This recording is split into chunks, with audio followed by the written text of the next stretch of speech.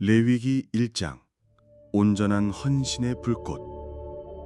신의 목소리가 만남의 장막 안에서부터 모세를 불렀다. 그 음성은 장엄하면서도 따스했다. 이제 내가 너에게 할 말을 이스라엘 자손 모두에게 똑똑히 전하여라. 만약 너희 중 누군가 나에게 예물을 바치려거든 너희가 가진 가축 중에서 소나 양을 골라 가져오너라. 만약 소를 온전히 불태워 바치는 번제물로 삼으려거든 흠 하나 없는 수컷으로 골라야 한다. 그리고 그것을 만남의 장막 입구로 가져와 내가 기쁘게 받을 수 있도록 바쳐야 한다. 그는 번제물의 머리 위에 손을 얹어야 한다. 그러면 내가 그를 위한 속죄의 제물로 그것을 기쁘게 받아들일 것이다. 그의 죄를 덮어주기 위함이다. 그리고 그는 내가 보는 앞에서 그 수송아지를 잡아야 한다. 아론의 혈통을 이은 제사장들은 그 피를 받아 만남의 장막 입구에 있는 제단 사방에 정성을 다해 뿌릴 것이니라. 제물을 가져온 사람은 그 번제물의 가죽을 벗기고 각 부위를 조각내어 잘라야 한다. 제사장들은 제단 위에 불을 피우고 그 불 위에 나무를 가지런히 올려놓아야 한다. 그리고 그들은 잘라낸 고기 조각들과 머리 그리고 기름을 제단 위 불타는 나무 위에 정성껏 올려놓아야 한다. 내장과 다리는 맑은 물로 깨끗이 씻어낸 후 제사장은 그 모든 것을 제단 위에서 불살라 바칠지니 이것이 바로 번제, 나를 기쁘게 하는 향기로운 불의 제사이다. 소에 대한 가르침을 마친 신의 목소리는 이제 양과 염소를 바치는 법에 대해 말을 이어갔다. 만약 양이나 염소떼 중에서 번제물을 바치려거든 마찬가지로 흠없는 수컷을 골라야 한다. 그는 제단의 북쪽 내가 보는 앞에서 그것을 잡아야 한다. 아론의 자손인 제사장들은 그 피를 제단 주위에 뿌려야 한다. 제물을 가져온 사람은 그것을 조각내어 자르고 제사장은 그 조각들과 머리, 기름을 제단 위 불타는 나무 위에 올려놓을 것이다. 내장과 다리는 깨끗한 물로 깨끗이 씻어낸 후 제사장은 그 모든 것을 가져와 제단 위에서 불살라 바칠지니 이것이 바로 번제, 나를 기쁘게 하는 향기로운 불의 제사이다. 마지막으로 신의 목소리는 형편이 어려운 이들까지 아우르는 따뜻한 배려를 담아 말을 이었다. 만약 새를 번제물로 바치려거든 산비둘기나 집비둘기 새끼를 예물로 가져오너라. 제사장은 그것을 제단으로 가져가서 머리를 비틀어 끊고 제단 위에서 불살라야 한다. 피는 제단 옆면에 흘려보내야 한다. 새의 먹이 주머니와 그 안의 내용물은 꺼내서 제단 동쪽 재를 버리는 곳에 던져야 한다. 그리고 날개를 잡고 몸을 찢되 완전히 둘로 나누지는 말아라. 제사장은 그것을 제단 위 불타는 나무 위에서 불사를 것이다. 이것이 바로 번제, 나를 기쁘게 하는 향기로운 불의 제사이다. 레위기 2장 곡식으로 드리는 소제. 황금빛 햇살이 따스하게 성막들을 비추는 오후, 멀리서 들려오는 제단의 불꽃 하는 소리가 경건한 분위기를 더했다. 한 젊은이가 조심스럽게 발걸음을 옮겼다. 그의 손에는 갓 추수한 고운 밀가루가 담긴 소박한 나무 그릇이 들려 있었고 젊은이는 그 밀가루의 부드러운 감촉을 느끼며 깊은 감사의 마음을 되새겼다. 한 알 한 알의 곡식이 그의 땀방울과 정성을 담고 있었고 그것을 빻아 만든 밀가루는 그의 삶에서 얻은 가장 순수하고 귀한 결실이었다. 그의 밭에서 얻은 첫 수확물인 이것은 단순한 식량이 아니라 그가 하나님께 바치고 싶어하는 깊은 감사의 마음 그 자체였다. 그는 이 그릇에 담긴 예물이 하나님께 닿기를 바라며 조용히 발걸음을 옮겼다. 성막 문 앞에 도착한 그는 깊이 숨을 들이쉬며 마음속으로 기도를 올렸다. 이 밀가루처럼 그의 마음도 가장 순수하고 겸손한 모습으로 하나님께 닿기를 바랐다. 그가 제사장에게 다가가자 제사장은 온화한 미소로 그를 맞았다. 젊은이의 얼굴에는 긴장과 함께 진실한 경건함이 서려 있었다. 젊은이는 떨리는 목소리로 말했다. 제사장님, 이것은 하나님께 드릴 소제물입니다. 제 밭에서 난 첫 수확입니다. 제사장은 고개를 끄덕이며 그릇을 받아들였다. 그는 먼저 맑은 올리브 기름을 그릇에 조심스럽게 부었다. 끈적이는 기름이 하얀 밀가루 위로 스며들자 마치 젊은이의 기도가 온전히 채워지는 듯했다. 기름은 풍요와 축복을 상징하는 것이었다. 제사장은 이어서 향긋한 유향을 그 위에 올렸다. 유향의 달콤하고 신비로운 향기가 바람을 타고 성막들 가득 퍼져나갔다. 이 향은 하나님께 드리는 기도가 하늘로 올라가는 것을 의미했다. 제사장은 젊은이에게 말했다. 이 예물은 하나님께서 기쁘게 받으시는 향기로운 예물이 될 것입니다. 당신의 정성이 온전히 하나님께 전달될 것입니다. 제사장은 그 밀가루와 기름과 그리고 유향 한 움큼을 불타오르는 제단에 올렸다. 기념물이라 불리는 이 한 움큼의 예물은 전체 예물을 대표하는 것이었다. 연기가 하늘로 피어오르자 젊은이는 자신의 예물이 하나님께 닿았음을 확신했다. 타오르는 불꽃 속에서 자신의 땀과 노력이 연기가 되어 사라지는 것을 보며 젊은이는 비로소 모든 짐을 내려놓는 듯했다. 그의 마음은 제단 위에 놓인 예물처럼 가벼워졌다. 제단에 올려진 것을 제외하고 남은 예물은 제사장과 그의 아들들의 몫이었다. 제사장은 땅을 소유할 수 없었기에 백성들이 바치는 거룩한 예물로 생기를 유지했다. 이것은 하나님께서 제사장 가족을 직접 책임지시고 동시에 백성들은 감사하는 마음으로 그들을 섬기는 아름다운 공동체의 모습이었다. 잠시 후 또 다른 한 사람이 성막으로 다가왔다. 그는 정성껏 구워온 빵을 내밀었다. 누룩을 전혀 넣지 않아 담백하고 고소한 향이 났지만 빵은 납작하고 단단해 보였다. 어떤 빵은 올리브 기름에 반죽해 구웠고 어떤 빵은 구운 후에 기름을 발라 윤기가 흘렀다. 기름을 묻힌 빵은 축복받은 삶을 상징하는 듯했다. 그는 말했다. 이 누룩 없는 빵을 하나님께 바치고 싶습니다. 제사장은 그 빵을 받아 제단에 올렸다. 누룩 없는 빵은 정결함과 순수함을 의미했다. 이것은 하나님과 그분의 백성 사이에 맺어진 언약이 순결하고 변함없음을 상징했다. 이번에는 철판에 구운 빵을 가져온 사람이 있었다. 빵은 납작한 모양이었지만 기름이 골고루 스며들어 촉촉해 보였다. 제사장이 그 빵 조각들 위로 기름을 한 번 더 뿌렸다. 그것이 바로 소제물이었다. 제사장은 그 빵 조각을 든 채 조용히 말했다. 이처럼 당신의 모든 삶의 조각이 하나님께 바쳐져야 합니다. 제사장은 음성이 부드러우면서도 단호했다. 또 다른 사람은 솥에 끓여 만든 예물을 가져왔다. 고운 밀가루를 기름과 함께 끓여서 만든 것으로 부드럽고 따뜻한 덩어리였다. 이처럼 다양한 모습으로 준비된 예물들은 모두 정성을 다한 마음이 담겨 있었다. 솥은 일상의 삶을 상징했다. 일상에서 얻은 작은 것 하나라도 소중히 여겨 하나님께 바치는 그들의 마음을 보여주는 것이었다. 제사장은 그 예물들 중에서 기념할 만한 것을 취하여 제단 위에서 태웠다. 활활 타오르는 불길 속에 향기가 더해겨 온 성막들 가득 퍼져나갔다. 그리고 남은 것은 모두 제사장과 그의 아들들에게 주어졌다. 제사장은 예물을 바치러 온 사람들에게 아주 중요한 한 가지를 당부했다. 그는 꿀이 담긴 작은 병을 들어보이며 말했다. 이 꿀은 달콤하지만 결국 변질됩니다.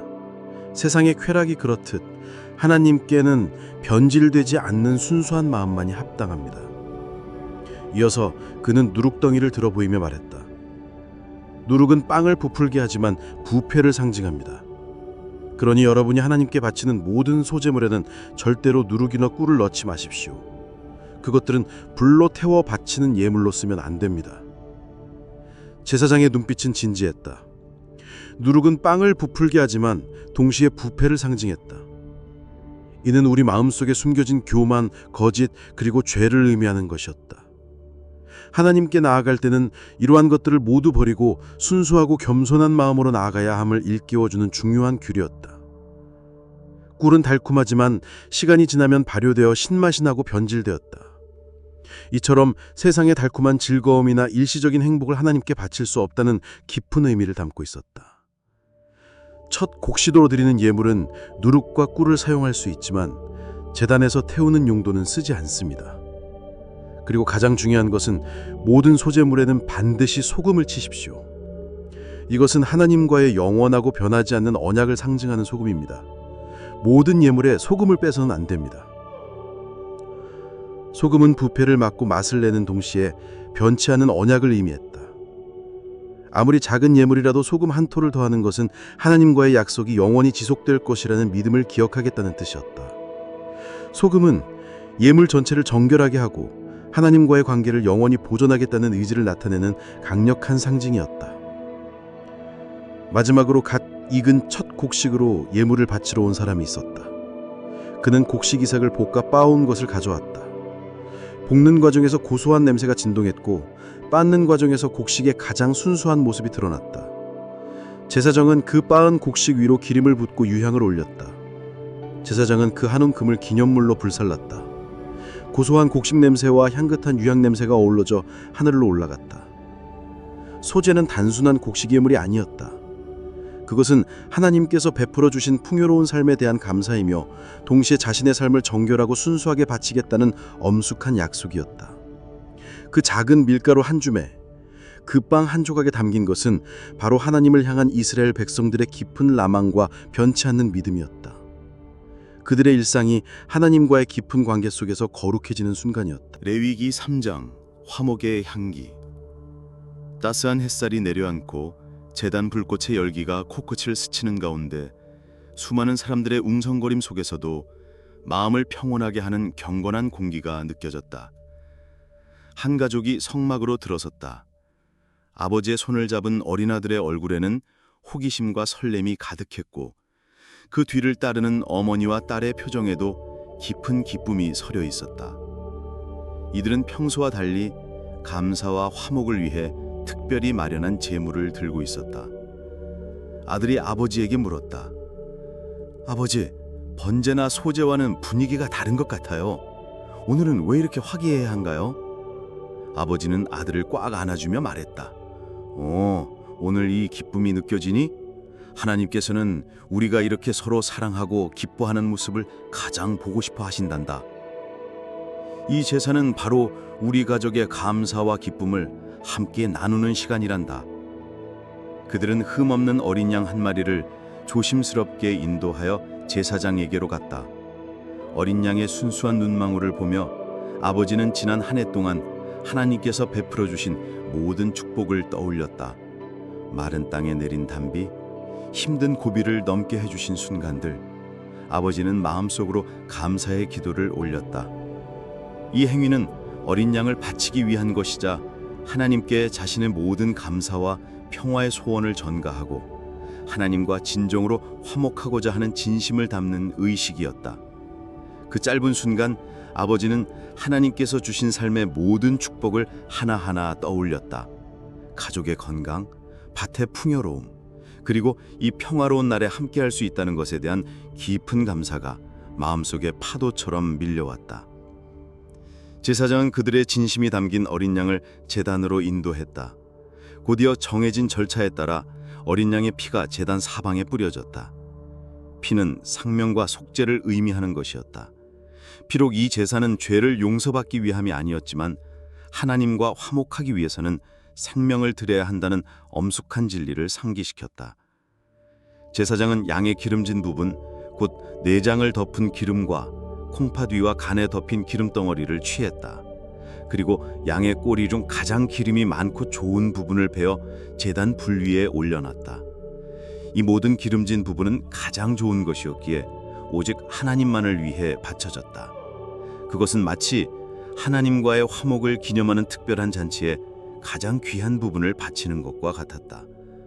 활활 타오르는 불꽃 위에서 기름이 타기 시작하자 온 성막에 구수한 냄새가 진동했다.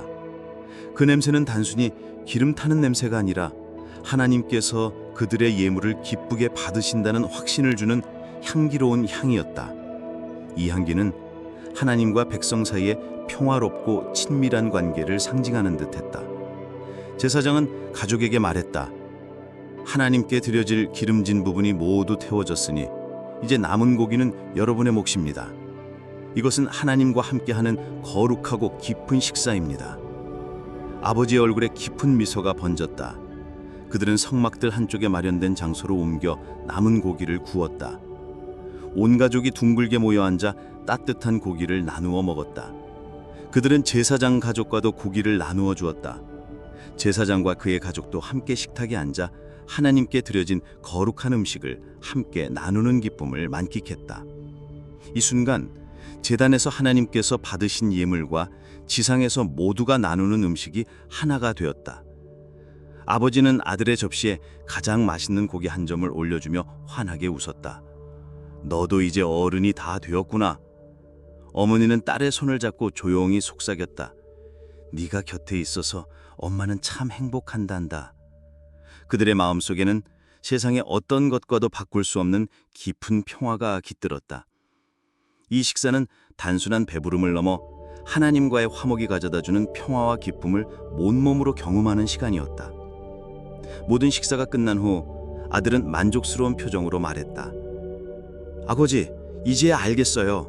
하나님께서는 우리와 함께 하시고 싶어 하시는군요. 죄를 용서받기 위해서가 아니라 하나님과 함께 기뻐하고 축복을 나누기 위해 온 것 같아요. 성막을 나서는 가족의 발걸음은 더 이상 서두르지 않았다.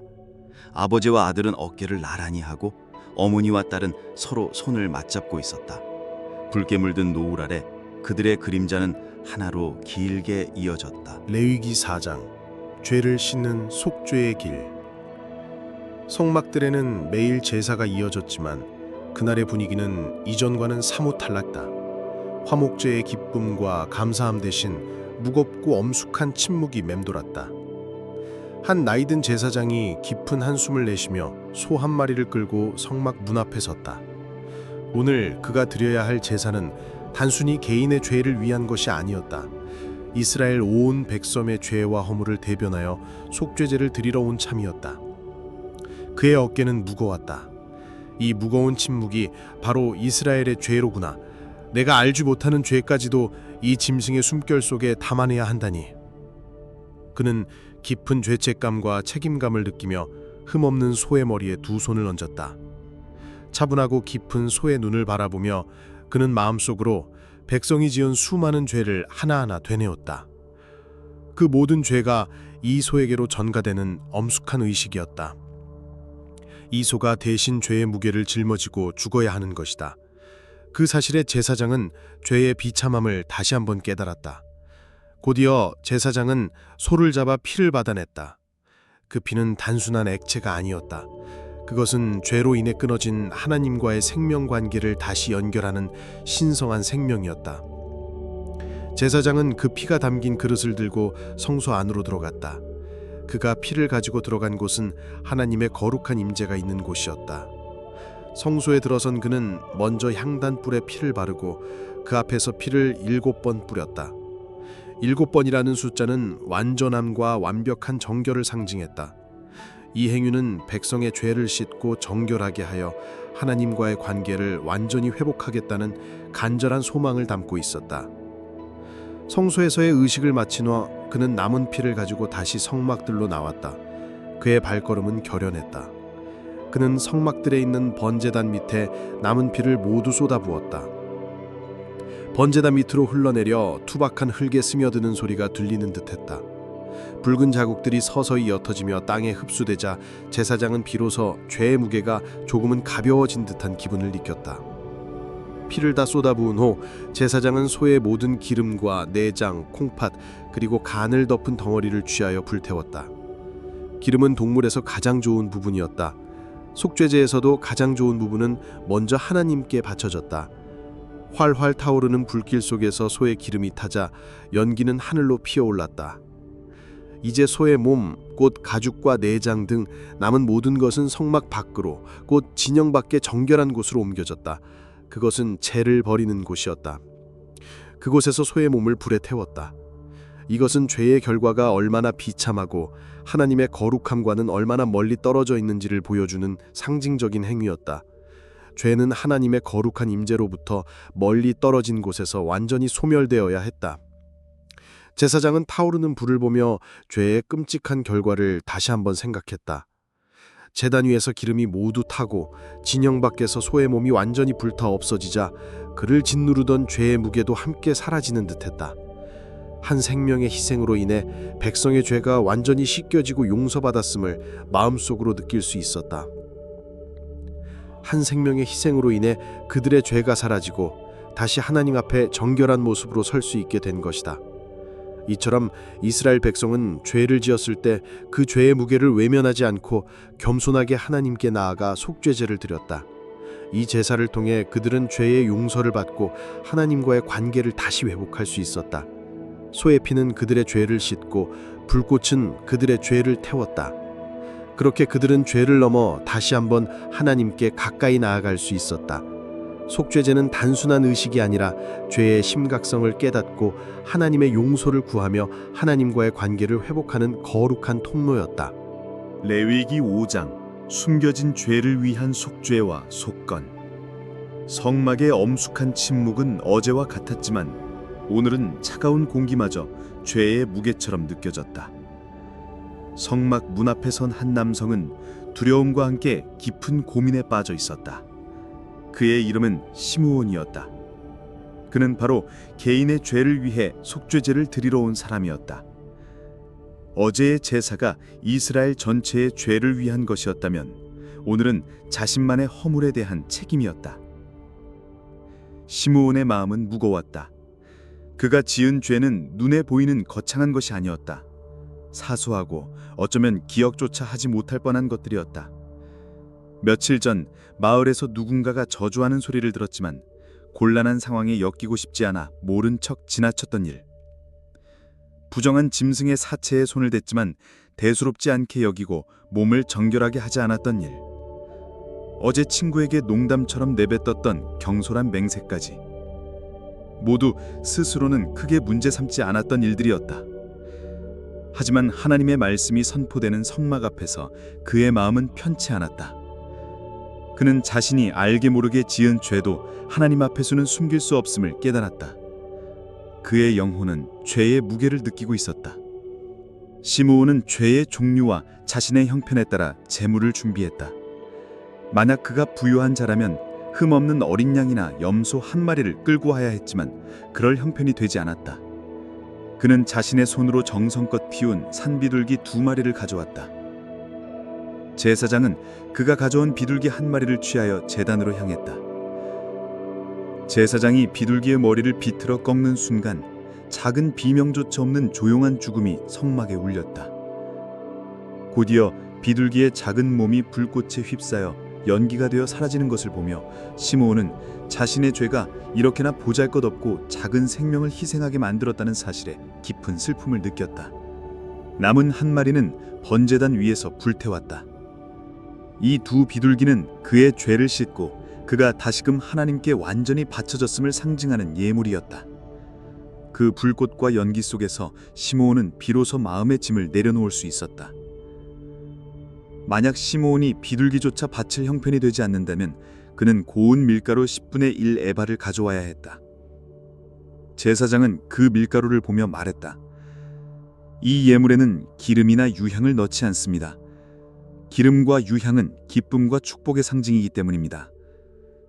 죄를 지은 자의 마음에는 기쁨이 있을 수 없습니다. 그러나 하나님께서는 그 마음을 아시고 가장 작은 예물이라도 받으십니다. 제사장은 그 밀가루를 취하여 기념물로 삼아 불태웠다. 이것은 죄 때문에 기쁨과 축복의 상징인 기름과 유향을 바칠 수 없다는 것을 보여주었다. 하나님께서는 예물의 크기가 아니라 죄를 뉘우치고 회개하는 진실한 마음을 원하셨다. 시므온은 문득 과거의 한 사건이 떠올랐다. 그것은 단순히 마음속의 죄가 아니라 누군가에게 실제적인 피해를 입혔던 죄였다. 예를 들어 하나님의 거룩한 물건을 모르고 만졌거나 다른 이의 재산을 실수로 손상시켰거나 바쳐야 할 11조를 잘못 계산한 경우였다. 이런 죄는 단순한 용서만으론 부족했다. 시므온은 과거에 친구의 양 우리문을 실수로 열어 양 1마리가 달아난 일이 떠올랐다. 그는 당시 그 사실을 숨겼지만 이제는 모든 것을 바로잡아야 할 때임을 깨달았다. 그는 제사장에게 솔직하게 털어놓았다. 제사장은 그의 말을 듣고 말했다. 그렇다면 이는 속간제에 해당됩니다. 하나님께서는 배상과 책임을 원하십니다. 시므온은 자신이 실수한 양의 가치를 계산하고 그 위에 5분의 1을 더해서 배상했다. 그리고 흠없는 순양 한 마리를 속건제로 바쳤다. 속건제는 죄로 인해 발생한 물질적인 피해를 배상하고 그에 대한 책임을 다하는 제사였다. 배상액을 지불하고 순양을 바치는 것을 통해 그는 자신의 죄가 단순히 마음속에만 있는 것이 아니라 실제적인 결과를 가져왔다는 것을 인정하고 바로잡는 것이었다. 이 제사를 통해 그는 용서뿐 아니라 자신이 저지른 잘못에 대한 온전한 책임을 감당했다. 순양의 피가 제단에 뿌려지고 기름이 불에 타오는 것을 보며 시므온은 비로소 자신의 양심이 깨끗해지는 것을 느꼈다. 짓눌렸던 어깨가 가벼워졌고 굳게 다물렸던 입가에 희미한 미소가 번졌다. 이제 그는 진정한 평안을 찾았다. 이렇게 레위기 5장은 죄의 종류에 따라 드려지는 다양한 속죄제와 속건제에 대해 이야기하고 있다. 하나님께서는 어떤 죄라도 그 죄가 아무리 작고 사소하더라도 인간이 그것을 외면하지 않고 겸손히 책임지길 원하셨다. 그리고 그 책임의 대가를 치르는 자에게 용서를 베풀어 주셨다. 레위기 6장. 불은 꺼지지 않고. 성막들의 밤은 깊었지만 제단 위에는 여전히 붉은 불꽃이 활활 타오르고 있었다. 제단에서 나오는 따뜻한 공기가 밤의 차가운 공기와 섞이며 희미한 연기 냄새가 신비로운 분위기를 자아냈다. 제사장 아론은 밤의 정적 속에서 그 불꽃을 묵묵히 지켜보았다. 그 불은 단순한 불이 아니었다. 하나님께서 친히 내리신 거룩한 불꽃이었다. 이 불이 꺼지지 않는 한 하나님과 이스라엘 백성 사이의 약속도 영원히 이어질 것이었다. 아론은 그 불꽃 하나하나가 마치 살아있는 영혼처럼 느껴져 밤새도록 눈을 뗄 수 없었다. 다음 날 새벽 아론은 해가 뜨기 전 어둠 속에서 깨어났다. 그는 밤새워 제단불을 지키고 있었다. 그는 하나님 앞에 서기 위해 깨끗한 세마포 옷으로 갈아입고 조심스럽게 제단 위로 올라갔다. 밤새 타고 남은 번제물의 재를 거두어 제단 옆에 쌓아두었다. 이 재는 죄와 불순물이 완전히 태워지고 남은 흔적이었다. 아론은 재를 거두어 제단의 한쪽에 쌓아두고 다른 옷으로 갈아입었다. 평범한 옷차림으로 바꾼 뒤 그는 그 재를 진영 밖의 정결한 곳으로 옮겼다. 이는 죄의 흔적을 공동체로부터 완전히 분리시키는 상징적인 행위였다. 죄는 완전히 사라져야만 한다는 것을 매일 아침마다 온 몸으로 기억하는 시간이었다. 동이 트기 시작하자 한두 명씩 다른 제사장들이 성막들로 모여들었다.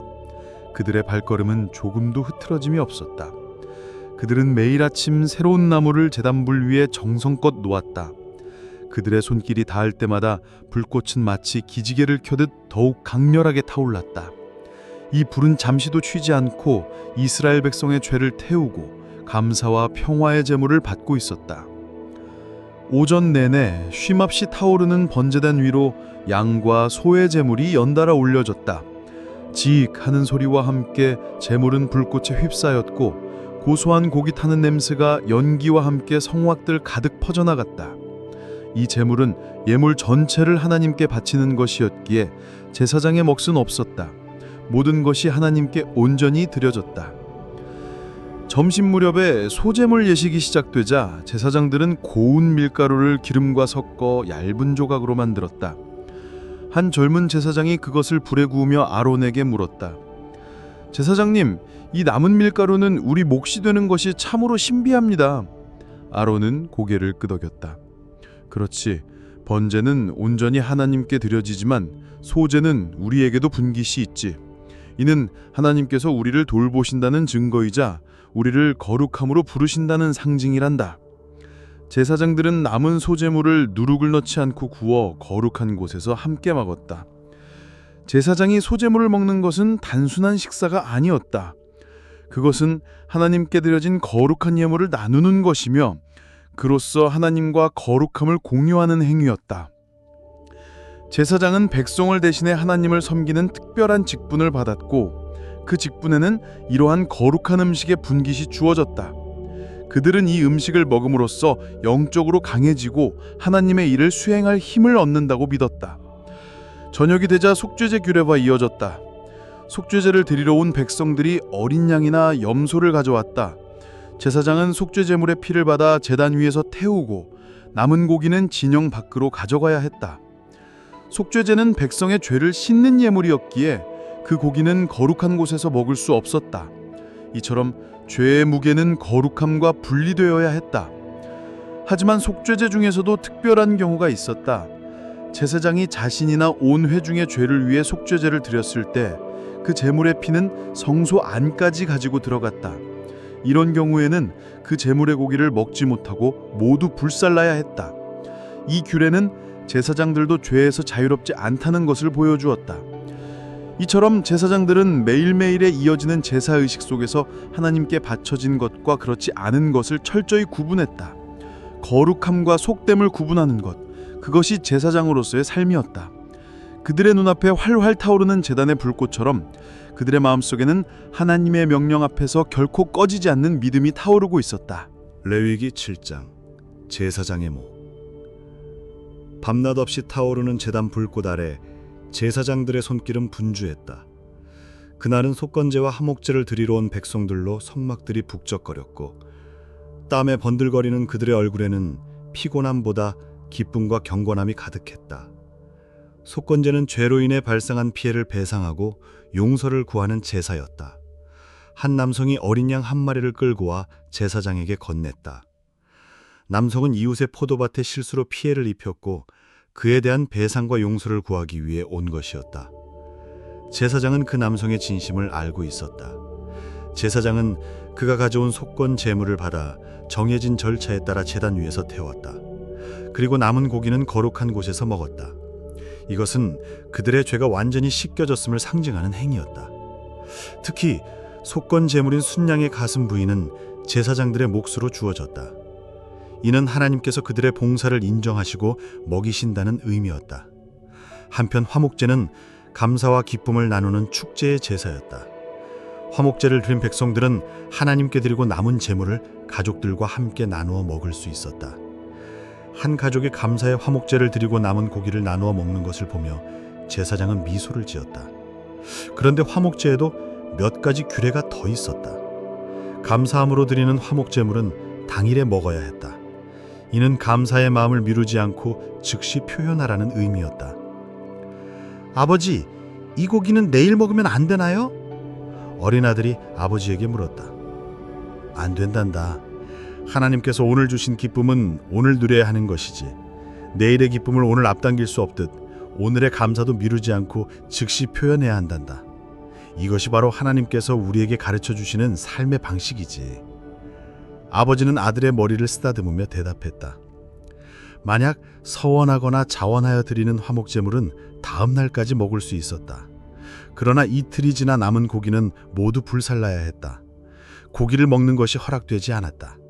이는 제물이 부패하거나 거룩함이 사라지기 때문이었다. 하나님의 거룩함은 시간이 지나도 변하지 않지만 인간의 삶 속에서 제물의 거룩함은 정해진 기간을 지나면 사라졌다. 하나님께서는 어떤 제사든지 거룩한 것과 속된 것을 철저히 구분하셨다. 만약 부정한 사람이 거룩한 화목제물을 먹으면 그 사람은 이스라엘 백성 중에서 끊어진다. 이처럼 거룩한 제물은 거룩한 사람만 먹을 수 있었다. 또한 부정한 짐승이나 사람에게 닿은 제물은 불살라야 했다. 이는 죄와 불결함이 거룩함을 오염시키지 않도록 하기 위함이었다.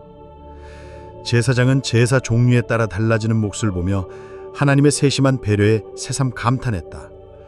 번제의 고기 한 점도 먹지 못하는 엄격함 속에서도 소제물은 가족의 양식이 되었고 속건제의 고기는 죄의 무게를 짊어진 자들에게 허락되었다. 이 모든 규례는 단순한 규칙이 아니라 죄와 거룩함 그리고 하나님과의 관계에 대한 깊은 가르침임을 깨달았다. 제사장들은 밤늦도록 이어진 모든 제사를 마치고 성막들을 정리했다. 이제 텅 빈 제단 위에는 밤새 꺼지지 않을 불꽃만이 조용히 타오르고 있었다. 한 제사장은 그 불꽃을 보며 손에 쥐고 있던 목새 빵 조각을 쳐다보았다. 그것은 단순한 음식이 아니었다. 하나님께서 그들의 헌신을 기억하신다는 증표이자 그들이 이스라엘의 거룩함을 지키는 자임을 매일 상기시켜주는 약속이었다. 내일도 이 불은 꺼지지 않을 것이다. 그들의 사명도 그러할 것이었다.